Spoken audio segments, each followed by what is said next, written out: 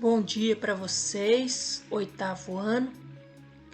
Hoje vocês vão ter uma aula gravada sobre cor.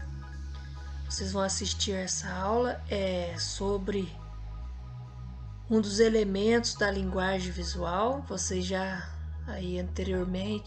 vocês já estudaram outros elementos da linguagem visual e hoje vocês vão estudar um pouco sobre a cor. Esse conteúdo é conteúdo das atividades complementares que vocês vão assistir hoje. As atividades complementares serão lá no Conexão Escola, através do Google Forms. Eu ainda vou disponibilizar para vocês lá. As atividades serão então em forma de teste lá no Google Forms. Vamos então à aula de hoje sobre a cor. Vocês vão aprender a definição de cor, as características das cores e também, por fim, o significado das cores. Vamos então à aula sobre as cores. Oitavo ano. Na aula de hoje vocês vão aprender um pouco sobre a cor, um elemento da linguagem visual, ou melhor, um dos elementos da linguagem visual. A cor é o elemento visual captado pelos nossos olhos, fenômeno que pode ser percebido também com a presença da luz. Percebemos as cores porque enxergamos a luz e tanto a solar quanto a luz natural ou artificial são considerados como luz branca. Essa luz, ao ser decomposta, permite que sejam vistas 7 cores. São as cores do arco-íris: o vermelho, o amarelo, laranja, azul, verde, anil e violeta. São, portanto, as 7 cores do arco-íris. As cores apresentam 3 características. Temos aí a matiz, que é a tonalidade das cores, como o azul, o verde e o vermelho. Todas as cores podem ser consideradas matizes. Então, a matiz é aquela característica da cor que também é a tonalidade. Todas as cores são diferentes matizes, certo? Aí também temos a outra característica, que é o tom. É definido pela presença da luz na cor. Pode ser classificado em claro ou escuro. Então, o tom se refere aí à quantidade de luz presente no ambiente.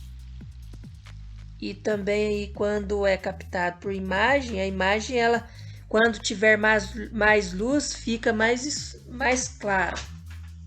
Quando tem menos luz, a imagem vai ficar mais escura. Então, o tom se refere à claridade ou obscuridade, tanto no ambiente quanto na imagem, ok? A imagem, ela, para ser captada, precisa de luz. Quando mais luz, a imagem vai ficar mais clara. Menos luz, vai ficar mais escura. Aí a última característica da cor, aí podemos acompanhar, quando se acrescenta o branco na cor verde, estamos dando uma tonalidade mais clara a ela. Porém, se acrescentarmos o preto, a tonalidade será mais escura.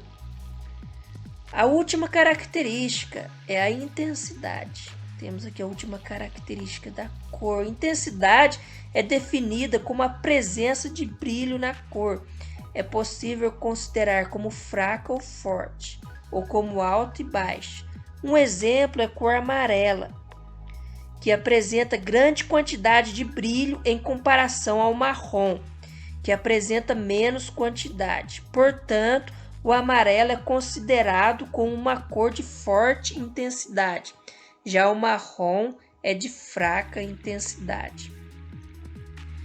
Para estudar e perceber as relações que existem entre as estruturas das cores, existe o círculo cromático. Oitavo ano, vocês vão conhecer agora o círculo cromático. aqui o círculo cromático mostrando as cores. E elas são classificadas em primária ou cores primárias, que são amarelo, vermelho e azul. Temos as cores secundárias, laranja, violeta e verde. Temos também as cores terciárias, vermelho arroxeado, vermelho alaranjado, amarelo esverdeado, amarelo alaranjado, azul arroxeado e azul esverdeado. No círculo cromático, temos aqui todas as cores e podemos observar a relação entre elas. Dá para observar aí a estrutura e a relação entre elas. Aí temos aí, como já disse, os nomes das cores, da classificação das cores. Aí as primárias são chamadas também de cores puras. São o vermelho, o amarelo e o azul. É a partir dessas cores que todas as outras se originam. Por isso chamadas de cores primárias. Repetindo aqui, ó, vermelho, amarelo e azul. Depois, as cores secundárias são formadas a partir da mistura entre as cores primárias. O verde é a mistura do amarelo e azul. O laranja é a mistura do amarelo e vermelho. E o violeta é a mistura do vermelho e azul. Aí temos as cores terciárias. As terciárias são formadas pela mistura de uma cor primária com uma cor secundária. Aí temos o vermelho arroxeado, que é a mistura do vermelho com o roxo. O vermelho alaranjado, mistura do vermelho e laranja. O amarelo alaranjado, a mistura do amarelo e laranja. O amarelo esverdeado, que é a mistura do amarelo e verde, e o azul esverdeado, que é a mistura do azul e verde. E por fim, o azul arroxeado, que é a mistura do azul e o roxo. Então, as cores terciárias são formadas pela mistura das cores primárias com uma cor secundária. Além dessa classificação com base no círculo cromático, temos ainda as cores consideradas aí como quentes, cores frias, cores neutras. As cores quentes caracterizam-se por darem a sensação de calor, são vibrantes, alegres e sensuais. São consideradas cores quentes as que no círculo cromático derivam das cores vermelho e amarelo. As cores frias são consideradas melancólicas e tristes, proporcionam a sensação de calma, tranquilidade e aconchego. Também estão associadas ao frio. São cores frias os tons que derivam do azul, roxo e verde. E as cores neutras são o branco, o preto e o cinza. O branco é a soma de todas as cores e precisa da presença da luz. O preto significa a ausência completa da luz, por isso é considerado oposto do branco. O cinza é a mistura do branco com o preto. As cores neutras servem para complementar outras cores e têm pouco reflexo. As cores análogas. Para criar um efeito harmônico, utiliza-se as cores análogas, compostas pela mistura de uma cor primária e duas cores próximas no círculo cromático. Por exemplo, amarelo primária, amarelo esverdeado terciária e amarelo alaranjado terciária. E por fim, temos as cores complementares.